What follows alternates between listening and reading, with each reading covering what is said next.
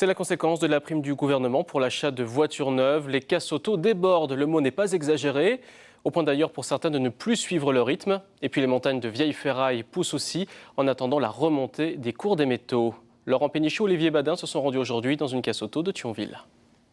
T'as fait combien? Deuxième tour? Cinquième. C'est tous les matins le même manège. Une noria de camions ramène ses voitures direction le recyclage. Cinquième tour depuis ce matin. Donc vous voyez, par 3 fois 5, 15, plus là ce qu'on rentre là.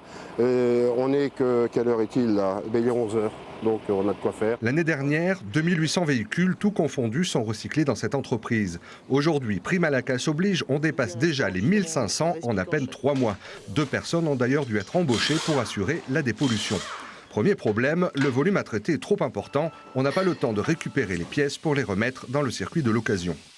Quand on traitait 2000 voitures, 2800 voitures, on arrivait à gérer chaque voiture, à démonter, récupérer des éléments, on les valorisait. Au jour d'aujourd'hui, on n'a pas le temps de les valoriser. On fait l'essentiel de la dépollution pour fournir aux broyeurs et ça s'arrête là, quoi. Donc c'est un manque à gagner. Deuxième problème, que faire de cette ferraille? Le récupérateur rachète les véhicules au garage, 65 € pièce, auxquels il faut ajouter les frais de transport et de dépollution à sa charge. Mais aujourd'hui, le prix de la ferraille est au plus bas. On est à 40-50 € la tonne, on attendrait au moins 80-100 €, ça serait l'idéal pour faire la jonction.